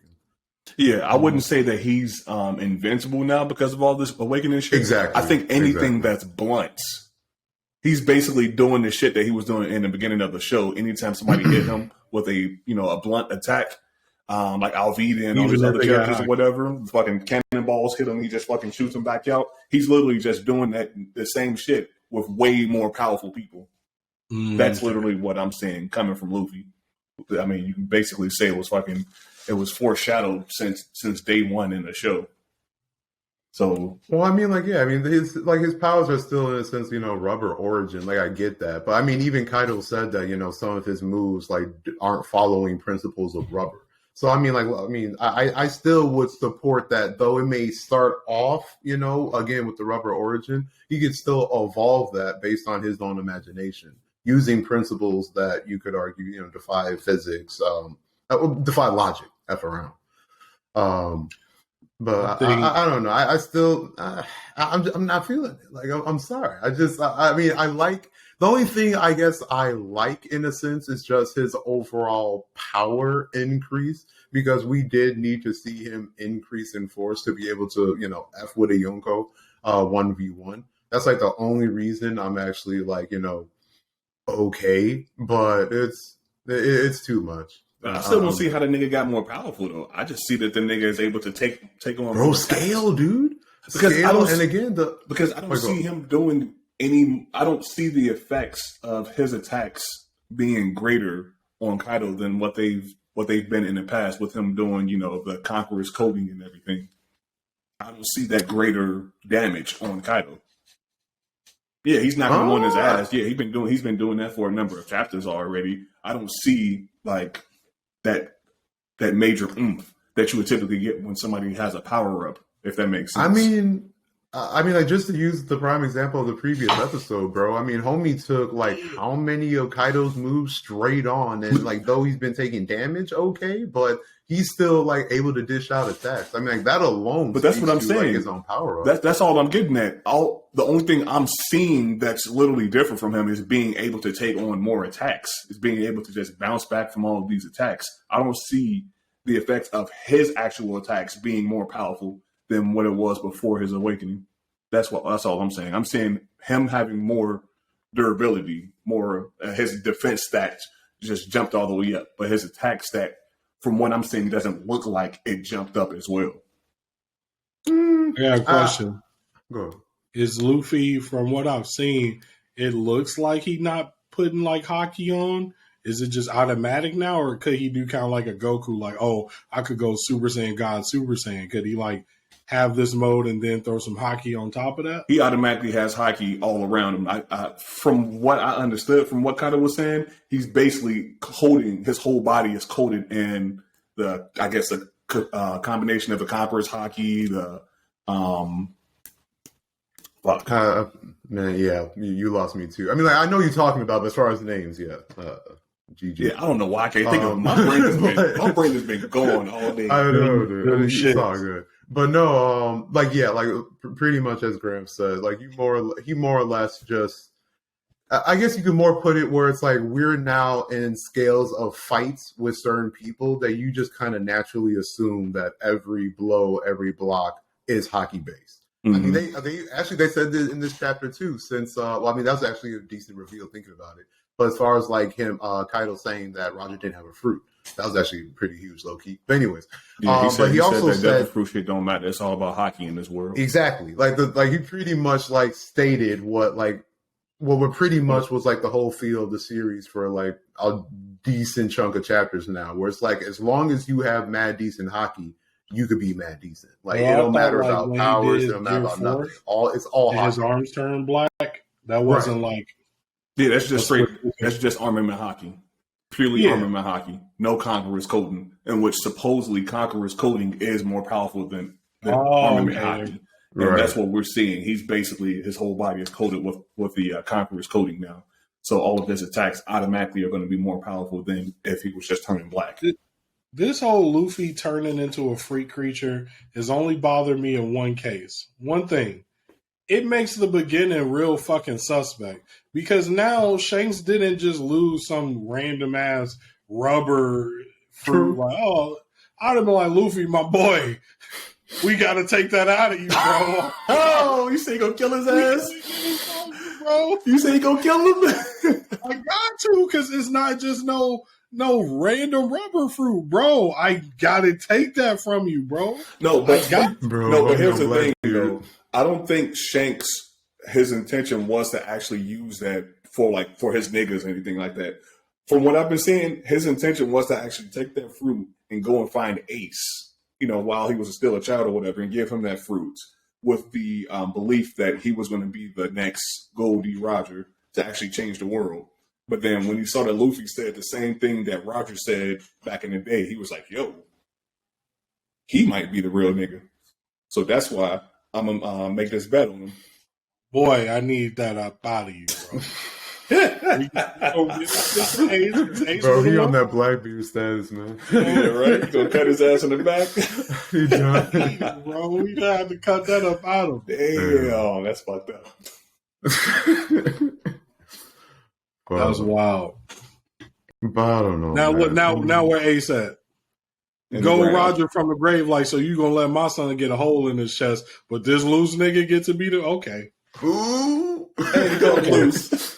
I don't know. You're not wrong though. I feel some type of way about it. I'm just saying. You're not wrong though. Fuck. I mean, if you think about it, there was literally no guidance. Like Luffy could have died multiple times at any point. And Shanks would just been like whoopity whoop, scoopity scoop. I'm like, what? Like for a fruit like that? Ace the fruit, he'd have saved the world by now. I don't know. I don't know what he was actually getting trained up by good niggas. Luffy was literally first episode. My nans was floating in a boat. Not even a boat, a barrel. He was just floating loose in the ocean in a barrel. You're not wrong. He should have died. He should have died. You're not wrong, man.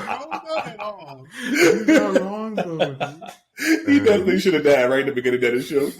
Dude, bro, like, wrong nigga ate the fruit, bro. Same how I feel with Deku. Hey, wrong nigga ate the fruit. Leave it at that. Damn. But that's real man, talk. you ain't speaking lies. I'll give you that. Right.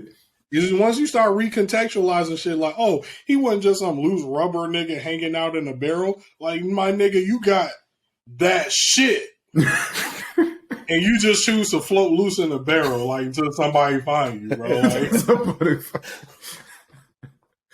You really do have to be a goofy motherfucker to just close the lid. You're like, whatever happens, happens. You just sit there in darkness. In the sea, bro. In the sea. Your natural weakness. Like, you touch water, you dead practically anyway. My nigga, a fucking sea king could have just came and said, that barrel smells good. Bro, a wave could have came in. It's hilarious, bro. One storm, story over. Like, that's it. That does put things into maybe perspective on how stupid he is. It's somebody somewhere that's looking at Luffy barrel and is like, no, this the nigga that was in that barrel that one time.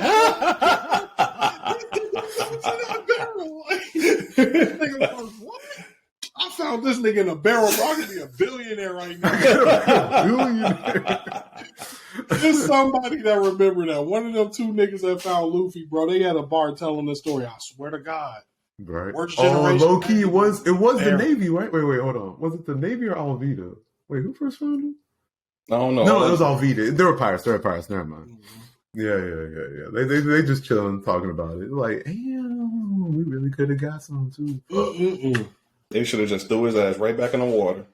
End of the show right there. Dum. Could have, just like that. Fuck. But I still appreciate how goofy he is at the end of the day.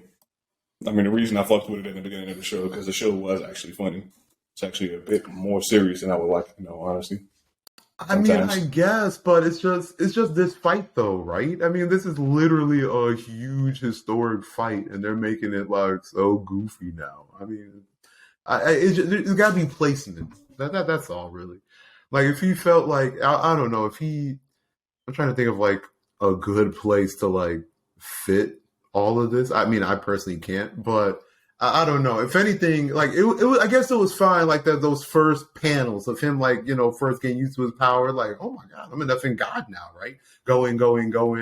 Like, chapter is over. All right, serious fight. But what I'm saying is that serious fight never really started. This has been a goofy fight from start to at least, well, low key, I guess now finish, possibly in the next chapter.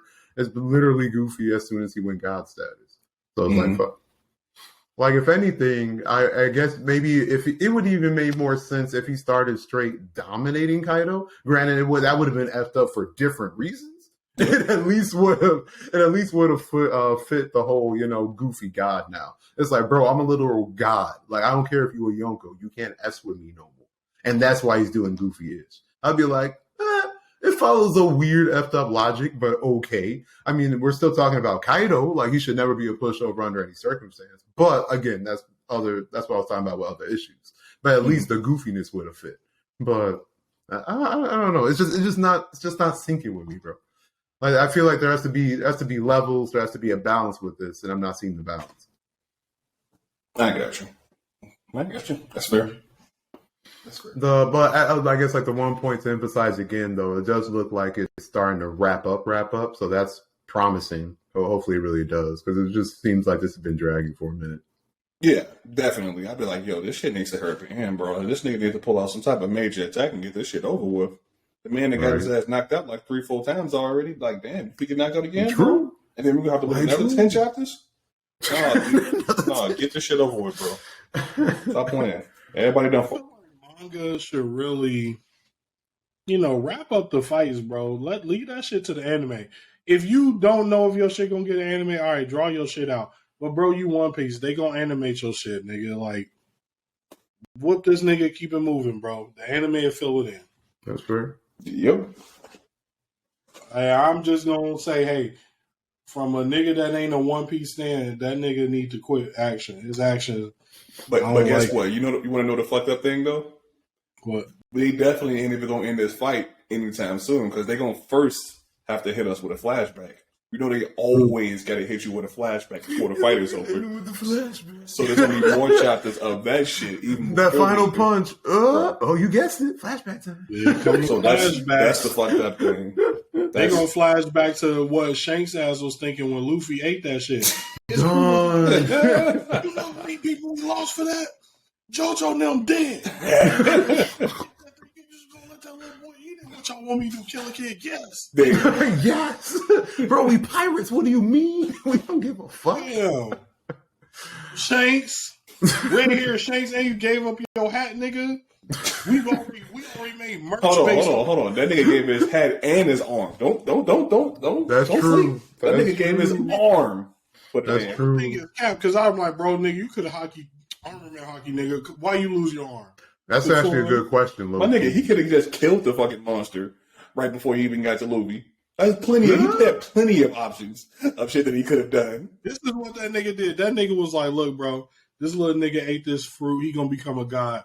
I'm gonna lose my arm because I know I'm getting old anyway, so that Luffy will forever feel that he owe me because I lost. Damn, the long game, bro. Long game, because as soon as Luffy like, oh, I'm the god of this world now, he be like, remember me, bro? You know what, bro? Come on, you one of the bros. You lost an arm for me.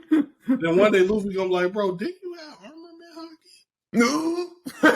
Luffy ain't that smart. The future a little bit? Luffy ain't that smart.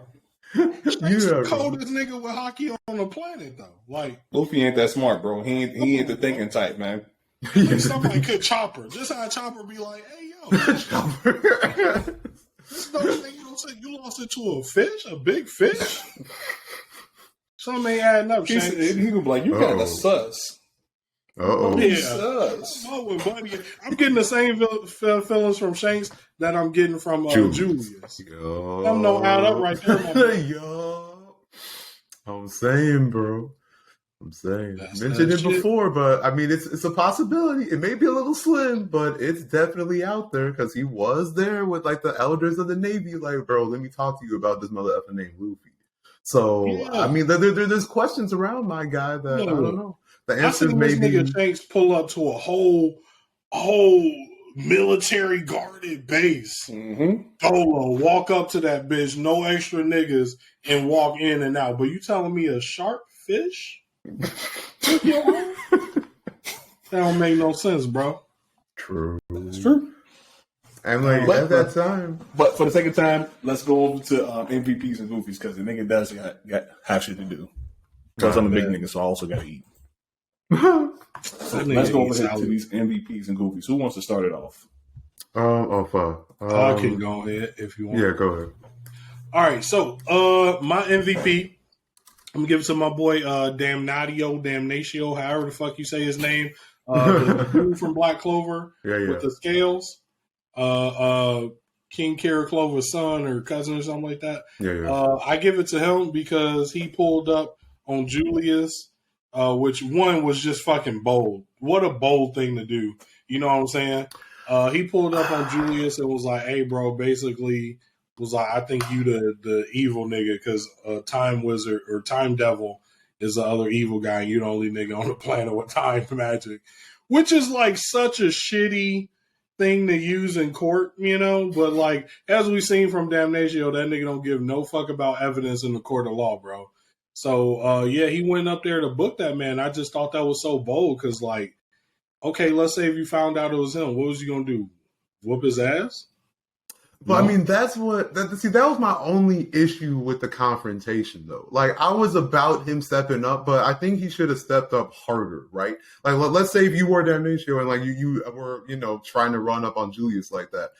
Bro, I'm not running up on Julius if I think he's an evil mother effer strapped up, ready to go as soon as he sees my face. Like, there is, like, not really a huge conversation, minus my gun's already pointed at you when I'm saying it. You know what I mean? And, like, him not having the scales out when he said, bro, you evil. Like, the scales would have been out. The fact that Julius got the jump on him, that's the only thing that effed me up. Like, there should be, like, maybe not a fight, because I still think Julius would, like, wreck that kid. But, I mean, there should have been at least a little confrontation, but homie just gets insta-drop just because he was dumb enough to be like, bro, you evil. Ooh, fuck, I should have had my scales out. No. Giving him this MVP purely off of the tenacity needed to just pull such a goofy-ass thing. Like you said, the dude, it's not like it's a mystery. He's the Wizard King. We know he's the most powerful wizard around. True. He should have just, like, no words, boom, instantly trapped him with the scales. I'm like, all right, bro, now while I have you trapped, let's have this conversation. Fair. Like, that's how that should have went. But Hey, that's my MVP. You still just gotta be a bold ass nigga to pull up on the strongest wizard in the world and accuse him of being the bad guy with no plan or actually stopping him if he was the bad guy.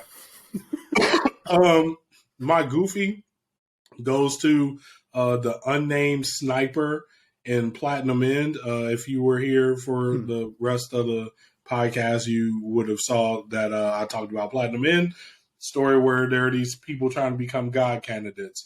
One of these God candidates is like a 12-year-old boy, and a sniper decided to shoot that man. Which is like, if I saw some niggas with magical powers and shit floating around and saying they God candidates, first thing I'm not doing is shooting them niggas. Like, I'm not shooting them. Second of all, if it's a kid too, boy, you going to hell. Like, they just told you God real. Why would you shoot a kid? God was real. No matter who become God, boy, you getting it. Like, you going to hell. Damn. I thought that nigga was stupid. That was the dumbest shit I seen all day. But hey, maybe in that world, you don't go to hell for shooting kids. Yeah, but all the gods saw that. So, like, whoever of them becomes God gonna know you blew a fucking 12-year-old boy's chest open. You get it. You getting it, bro. What a goofy mistake. Nah, never. You just sacrifice your soul for country and purpose. Damn. Good job, nigga. But that was my MVP and Goofy. There's some goofy shit for this, for sure. All right, so my MVP, I'm gonna have to give it to that nigga Jinbei in One Piece because he's been constantly doing clutch shit, and you know, even where we at right now, the nigga is definitely like this whole fucking island or whatever you want to call it is on fuego. That shit is toast. That nigga said, "All right, bro. Just give me that water, bro. I'm finna send that water all over this bitch. I'm finna extinguish this whole damn place. Firefighter of the year. I ain't even a firefighter anyone, but he definitely has my salute. That nigga definitely is. He just saved every fucking body on this whole island. So I gotta give him props for that shit, just for being able to do what he did. Even though that nigga Rizzo is the one who actually was holding all of the water. Fuck that nigga though.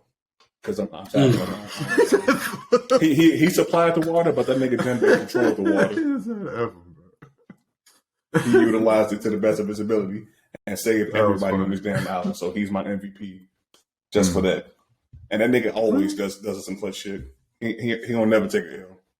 And then I'll give it to my Goofy. I'm gonna give it to Elon Musk because that nigga just been tweaking nonstop. The GOAT? No, I said Goofy. Yeah, I know, but he's the GOAT. How did he get Goofy? I mean, he might be the Twitter GOAT for the crazy shit that he be saying, but I would not be purchasing Twitter in all honesty if I had his money.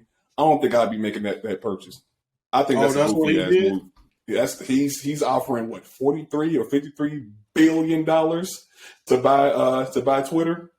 I could never, my guy. I'm sorry. Hear me out, bro. Hear me out. If Twitter was normal social media, all right, whatever. But we've literally seen Twitter over the past 2 years in 2020 be used for like global political sway. True. Like when Donald Trump got cut off of Twitter, like nigga, that was headlines, bro. Like Twitter kind of powerful. For $42 billion, I get the power to tell whatever government official I get to say what you get to say to people. I don't like that. No, that's against my guidelines, my boy. Can't say it. That's strong as shit. I'll buy that for $42 billion. Yeah, I mean, if we're being honest, I mean, Player 5 said it best, right? I mean, it's like literally a news platform. And like, I mean, it's social media, but it's like the top of social media, right? I mean, it's like, fuck. So, if anything, I think something that strong should just be open to the public. That should be like publicly traded, no CEO. Like in a sense, that shit too powerful. That would at least make sense. I don't know. My thinking is this: you buy that shit, and then as soon as any feature that comes out that niggas don't like, what's to stop niggas from just saying, "All right, I'm gonna go to this other app because he just fucked this whole platform up. We're gonna go over to this other shit. They over here building up. That's gonna be the new news platform. Now, boom, you just bought this whole ass thing for $43 billion. And that is shit going down because you decided to make some fucked up decisions. even if it flopped, you still got a solid 10 years to sell it and make something. Because remember when Facebook was going, or MySpace, like, niggas was still able to sell it 10 years after ain't nobody ever really got on that bitch for a little bit of money. And I say, like, the amount of power you'll get for a minimum 2 years, because you got minimum 2 years before it become a nothing space. The amount of power you have is absurd. Truly, you can sway elections across the globe with just like a flick of the switch. Like, this nigga not on the shit no more. His tweets not popping up. That's the reason a lot of niggas leaving Facebook, because Facebook be on that dirt shit when it comes to what they put in front of you. You're right. I think we should get rid of that. But then I also know that lead to the internet Wild Wild West days. I lived through them days. It was bold. I don't know. The internet was wild back then. But yeah, you know, I can't just let you call my boy Elon a goofy. That's my goofy, man. Just for that purchase itself. I can't do it, man. I'm sorry. Whoa. My MVP is gonna be Yuta over in Jujutsu Kaisen. I don't think y'all check it out, but long story short, my man's just a straight G. Caught multiple bodies in a fantacular fashion. Not to mention, I still got to see the movie, but I heard homie like showed out in the movie hardcore too, and the Jujutsu Kaisen movie is like still doing numbers if I remember correctly. So just an all around G. Goofy for, again, don't got to rehash it, but literally Luffy because he goofy. I'm done. I mean, it rhymes with the name. I don't gotta like restate what I've literally just said for like minutes, but he's literally a goofy now. So, yep, good job, congrats. I'm gonna say real quick because I saw MGG MVPs. I gotta put some respect. MGG was gonna put respect on Kotaro and Boji. Those are our little homies going hard out there. I'm just putting some respect on them. They cold. No, I have been seeing like the pics and like the memes of them together. So like the timing for both of them makes sense. That'll be the cutest show ever. I see it.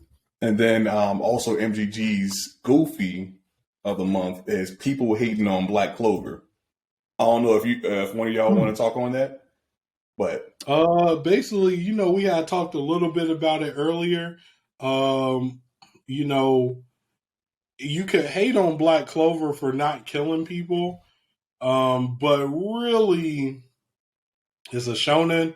They don't really kill people. So, like, if you're expecting seinen from a shonen, I would argue that's kind of goofy on you. That's like going to watch a Disney show and be like, why are you not ripping people's heads off? That dude totally get his head ripped off right now. Like, well, you came to a Disney movie, bro. Like, what were you expecting? And then two, it's like it's also not as much of an ass pull because they did season all of it, right? So like you can dislike something, but you just can't start calling everything an ass pull, especially in Black Clover when they really season stuff. Like they let you know, like, look, we got 2 white mages. One can keep you from dying, and the one can heal you even if you die after this one kept you from dying. True. And like, damn. Why the fuck didn't Lucifer just go kill them first? That nigga was outclassing everybody in power. He could have literally put his foot through both of their skull before anybody could have reacted, but that nigga decided to sit there, talk shit, and get his ass whooped. So therefore, that's why I believe Lucifer is a shitty villain. I'm all aboard for that. If you think Lucifer is a shitty villain, you're right. But you can't really blame like the nature of shonen and things that they kind of put there in the past for us. Mm-hmm. Yeah, I mean, like as Player 5 said, like the best way that I could summarize it is just simply people are mad at the wrong things right now. That's it. Like their focus should be on other factors, not on Mimosa. Period. Or even like as Player 5 said, the characters themselves. Getting healed that way, etc. So, I mean, like, honestly, I just feel like they're just attacking Black Clover to attack on Black Clover because Black Clover didn't ever really get as much hype or love as it really deserves. I guess there's been, like, more recently, sure, but still not enough considering, like, how... He's mad as the GOAT. Right. So they just said, oh, here's a reason to hate. So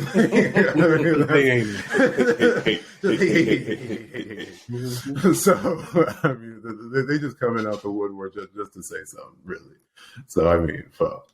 I mean, if anything, they should actually be getting like some big ups, or at least like, oh fuck, like honestly, it shouldn't even really be hate, more so as just more talk on the show, period, because of how it ended. Like, I mean, as far as the community, and that's what it sounds like, but the community isn't actually hyping up one of the biggest like things that even happened in the chapter, which was the Julius switch.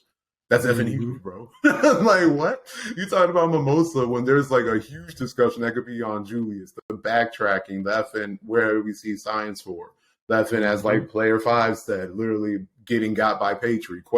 Like, what? I mean, there should just be an overall conversation / like hype, like, oh, dude. Knew that shit was suspect for 2 years. Right? But not the effing, oh, yo, Mimosa, hate. Like, come on. Like, bro, where you at, though? I'm like, her power was healing from the jump. Like, what's the progression in an overpowered battle anime? If not, like, I feel like her progression was pretty normal. And then real, they told you from the jump, that man can literally paint anything he want to. That's why he's the youngest captain ever. That dude only limited by his imagination. Yeah. And he imagined a space where nobody could fucking die. Boom. Fits his power. I don't really see ass pull there. They said he could do it from the jump. Why not just kill the white mage? Oh, because Lucifero fucking stupid. Okay, shitty character. But they couldn't let me in the Black Clover War. I don't beat their ass, boy. Why did he kill Real and Mimosa first? Oh. Nobody's being brought back to life. My God, we're all dead. Like, that's how. Oh, fuck. Yeah. But yeah, that's it, everybody. I think that's just a wrap, though. Yep. So yeah, we will see y'all in the next one. Until next time. Peace. Oh, this mother. And I was just getting ready to say it too, and he just came in and swiped it. You ain't shit. Gramps 5 out here now. Gramps 5. All right, y'all. This is a real one. Peace. There it is.